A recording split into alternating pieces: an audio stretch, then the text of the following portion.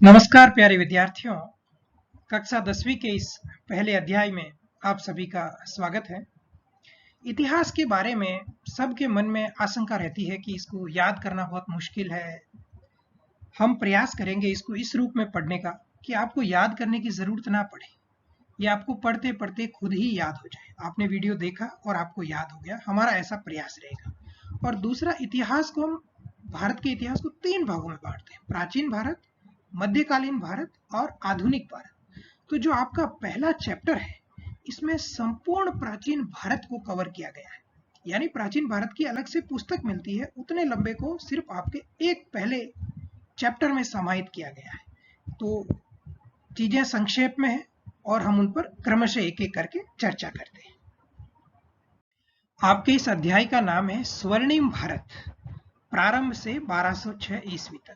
स्वर्णिम भारत का अर्थ है समृद्ध भारत। भारत प्राचीन काल में बहुत समृद्ध था, तभी तो उसे सोने की चिड़िया कहते थे। और केवल आर्थिक दृष्टि से नहीं, वैचारिक दृष्टि से यानी विचारों और आदर्शों की दृष्टि से भारत विश्व गुरु था। हमारे आदर्श क्या थे?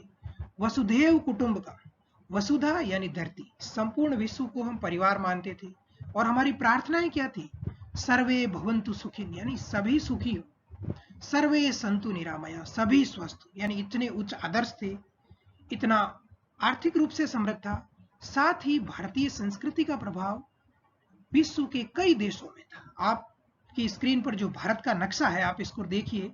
इसके पड़ोस में ब्रह्म देश, जिसको कि आजकल बर्मा या म्यांमार कहते हैं, श्याम, जिसको कि अभी थाईलैंड कहते हैं, मलेशिया, इंडोनेशिया, जापान, कोरिया, इन सभी देशों में भारत का सांस्कृतिक और राजनीतिक प्रभाव था। अब आप सोचिए, इतनी दूर है, यानी भारत के लोग के पास नाविक शक्ति बड़ी अच्छी थी, समुद्र से यात्रा करते थे, बंदरगाह बड़े अच्छे थे। और भारत के जो समुद्र पार के जो क्षेत्र से, उनको द्वीपांतर बोलते थे। तो हम जो पढ़ने जा रहे हैं वो स्वर्णिम भारत का इतिहास है, यानी उस समय भारत की स्थिति दुनिया में बहुत अच्छी थी। इस अध्याय में हम प्रारंभ से 1206 ईस्वी तक के इतिहास का अध्ययन करेंगे, यानी संपूर्ण प्राचीन भारत के इतिहास का अध्ययन करेंगे। अब प्रश्न उठता है, 1206 ईस्वी का क्या अर्थ है? ईस्वी का अर्थ है ईसा मसीह के जन्म के बाद, और ईसा मसीह के जन्म के पहले के यानी ईसा पूर्व, और जन्म के बाद ईस्वी। तो 1200 ईसा मसीह के जन्म से लेकर 1206 का इतिहास और उससे पहले का भी, इतने का हम इस पहले चैप्टर में अध्ययन करेंगे। ये यहां से लेके ये यहां तक। अब जैसे आज क्या तारीख है? आज है 5 मई 2020। तो 2020 कौन सा संवत है? ईसवी संवत है। अब अंग्रेजी में इसको क्या बोलते हैं? जीसस क्राइस्ट भी बोलते हैं ईसा मसीह को। तो ईसा पूर्व को बोलते हैं ईसा से पहले, यानी बिफोर क्राइस्ट, और बाद वाले को बोलते हैं एडी, एनो डोमिनी।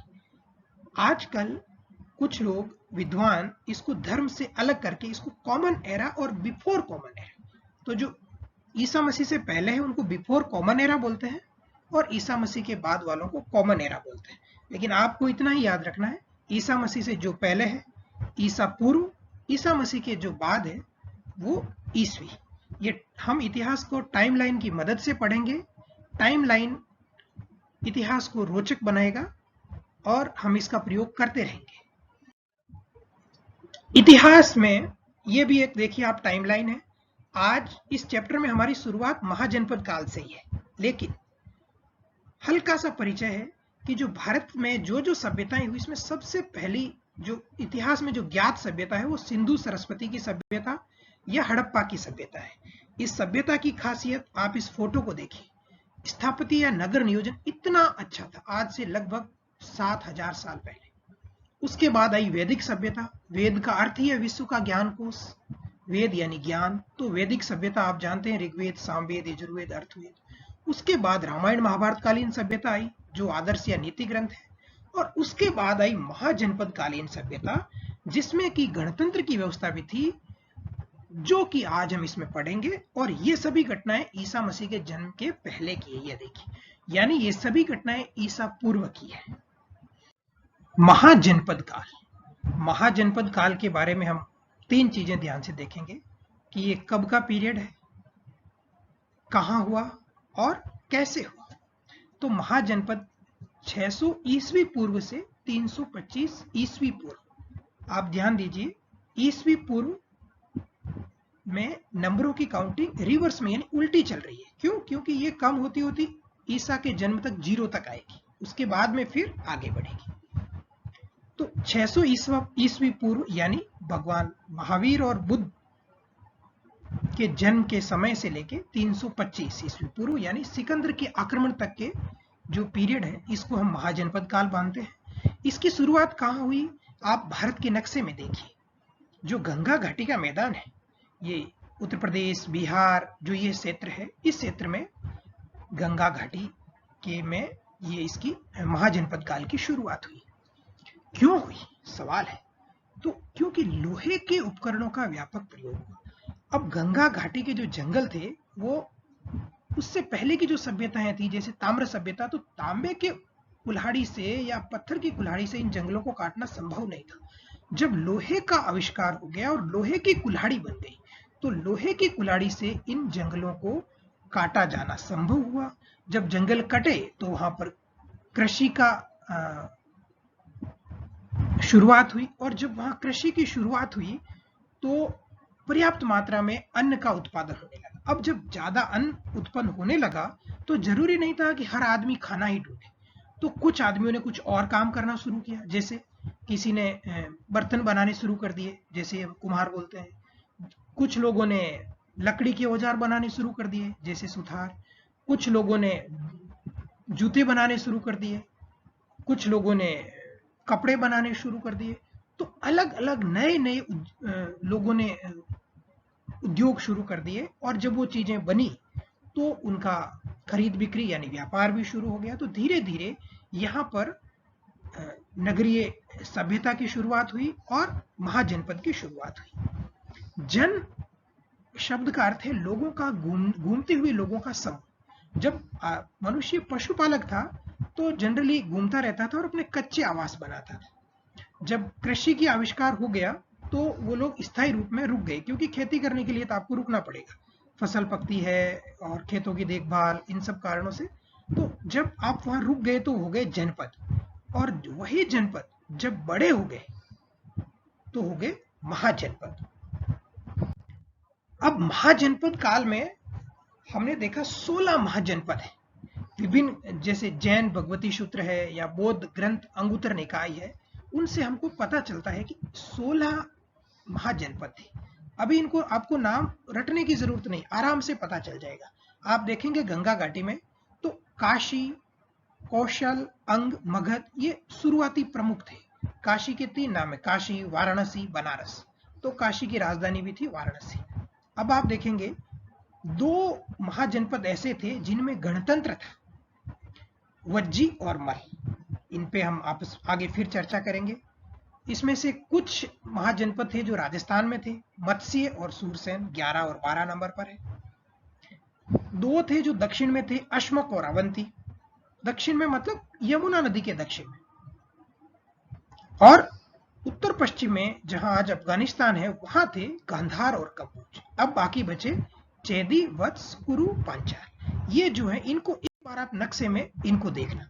ये देखिए ज्यादातर इधर है, फिर जो ब्लू रंग का डॉट है वहां पर काशी, कौशल, अंग, मगध, वज्जी, मल ये है। और जो ग्रीन रंग का है वहां पर ये राजस्थान में, तो यहाँ पर है मत्स्य और शूरसेन। और जो ये पिंक रंग का है इधर गांधार, कम्बोज, ये अफगानिस्तान में।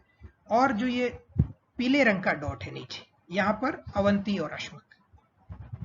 एक बार आप इतिहास का नक्शों से बहुत गहरा संबंध है, नक्शे को बहुत अच्छे से देखें और कोशिश करो एक बार उसको बनाने की। अब कुछ जनपद और महाजनपद ऐसे थे जिनमें गणराज्य थे। पहले आपको गणराज्य शब्द का मतलब समझने की जरूरत है। गणराज्य का मतलब है ऐसी शासन व्यवस्था जिसमें शासन का मुखिया निर्वाचित होता। भारत एक गणतंत्र है। क्यों? क्योंकि भारत के जो शासन के मुखिया है यानी राष्ट्रपति है, उनका चुनाव होता है। तो जिन जिन देशों में शासन के मुखिया का चुनाव होता है वो गणराज्य है। यानी आप सोचिए, भारत में ईसा पूर्व की बात कर रहे हैं, यानी आज से 3000 साल पहले भी गणराज्य थे। यानी ऐसे राज्य थे जहां शासन के प्रमुख का चुनाव होता था। अब कौन कौन से थे? हमने कहा था महाजनपद काल के दो थे, वज्जी और मल। तो मल दो जगह के थे, पावा के मल और कुशीनारा के मल। आपको आराम से याद हो जाएगा। हमने महाजनपदों में देखा कि दो महाजनपद ऐसे थे जिनमें गणराज्य थे, मल और वज्जी। अब मल दो जगह के थे, पावा के मल और कुशीनारा के मल। वज्जी कईयों का समूह था। वैशाली के लिच्छवी, राजा जनक का जो राज्य था मिथिला के विदेह और वैशाली के लिच्छवी, ये वज्जी संघ के थे। इसके अलावा जो गौतम बुद्ध जहां पैदा हुए, कपिलवस्तु यानी कपिलवस्तु के शाक्य, वहां भी गणराज्य थे और गौतम बुद्ध के पिता निर्वाचित प्रमुख थे। केशपुत के कालाम, पिपलीवन के मौर्य, ये हम देखेंगे मौर्य वंश की जो उत्पत्ति भी यहीं से होती है, पिपलीवन के मौर्य। तो आराम से पावा और कुशीनारा के मल, वैशाली के लिच्छवी और मिथिला के विदेह जो कि वज्जी संघ के थे, भगवान बुद्ध का जो जन्म स्थान का जो क्षेत्र था कपिलवस्तु के शाक्य, पिपलीवन के मौर्य, केशपुत के कालाम। आपको 5 का ध्यान रखना है। अब गणराज्यों की शासन प्रणाली कैसी थी? ये ठीक बात है कि गणराज्यों में शासन के प्रमुख का निर्वाचन होता था, लेकिन प्रत्येक आदमी नहीं चुना जा सकता था और न ही प्रत्येक आदमी को चुनने की वोटिंग राइट था। आज भारत में सभी को समान मताधिकार है, लेकिन उन गणराज्यों में ऐसा नहीं था। सत्ता किनके पास थी? कुलीन परिवारों के पास। कुलीन यानी सामाजिक रूप से उस समय जो संभ्रांत, जो तथाकथित उच्च माने जाते थे, सिर्फ उन्हीं परिवारों के लोग ही शासक का चयन कर पाते थे। और उनकी जैसे आज पार्लियामेंट है, उस समय उसको वहां एक संथागार होता था।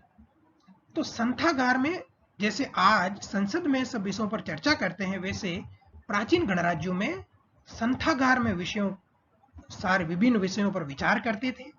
और अगर एक मत नहीं बनता यानी विवाद होता तो मतदान भी करते थे, और उनके मतदान में बहुरंगी शलाकाएं यानी रंग बिरंगी शलाकाएं होती थी, उनके आधार पे वो निर्धारण करते थे। तो आपको यहाँ ध्यान रखना है, संथागार शब्द और ये कुलीन परिवार, ये दो चीजें आपको ध्यान रखनी है। धीरे धीरे गणराज्य भारत से खत्म हो गए। मुख्य रूप से 2 कारण रहे, एक तो इनकी आपसी फूट और दूसरी जो जितने 14 महाजनपद काल थे उन राजतंत्रों की विस्तारवादी नीति और एक सिकंदर का आक्रमण भी इनके पतन में एक बड़ा कारण था। राजस्थान के प्रमुख जनपद, ये परीक्षा की दृष्टि से बहुत महत्वपूर्ण है। हमने महाजनपद में पढ़ा था कि 2 महाजनपद ऐसे हैं जो राजस्थान में है। तो प्रमुख जनपद में 2 तो वो आ जाएंगे, एक है मत्स्य जो कि वर्तमान के जयपुर, अलवर, भरतपुर में था और इसकी राजधानी बैराठ या विराटनगर, और दूसरा शूरसेन जो आधुनिक ब्रज क्षेत्र यानी मथुरा, वृंदावन, वो क्षेत्र जहां भगवान कृष्ण की बाल लीलाएं थी, और इसमें धौलपुर करौली का भी कुछ क्षेत्र था जिसकी राजधानी मथुरा थी। हमें इन जनपदों के बारे में कम से कम 3 चीजें याद रखनी है। जनपद का नाम, वो कहां था, उसकी राजधानी, और चौथी चीज नक्शे में उसकी स्थिति। ये 4 चीज मालूम है तो वो सफिशिएंट है। 2 तो ये हो गए, मत्स्य और शूरसेन, ये दोनों जो कि 16 महाजनपद में भी हमने पढ़े थे। 2 ये हो गए, और 2 इनके अलावा जनपद जो जनपद तो है लेकिन बहुत बड़े नहीं थे, तो महाजनपद नहीं थे। जांगल यानी कि जांगल बीकानेर के क्षेत्र को बोलते हैं। तो जांगल जो जनपद था वो था वर्तमान यानी आज की बीकानेर, नागौर, जोधपुर इनके क्षेत्र, और इसकी राजधानी थी अहिछत्रपुर जो कि नागौर का ही पुराना नाम है। और जो चौथा महाजनपद है वो आप दक्षिण राजस्थान में ये देखिए जो वर्ग बना हुआ है, ये वर्तमान मेवाड़ के इलाका, ये मेवाड़ का इलाका है, यहाँ पे था और इसकी राजधानी नगरी थी। तो एक बार देख लीजिए, ये जो ब्लू वाला डॉट है जांगल, पिंक वाला है जो मत्स्य, और ये जो ब्लू वाला जो वर्ग है ये शूरसेन, और जो नीचे जो वर्ग है दक्षिण राजस्थान में वो शिवी। जांगल, मत्स्य, शूरसेन और शिवी एक बार नक्शे पर जरूर बनाएं। इन चित्रों को ध्यान से देखिए। जो सबसे पहला है वो अशोक स्तंभ है, यानी भारत का जो राजकीय चिन्ह है वो है, चाणक्य का है और सांची के स्तूप का है। ये सभी मौर्य काल से संबंधित है। अगले स्लाइड में हम मौर्य काल पर चर्चा करेंगे। तब तक के लिए धन्यवाद।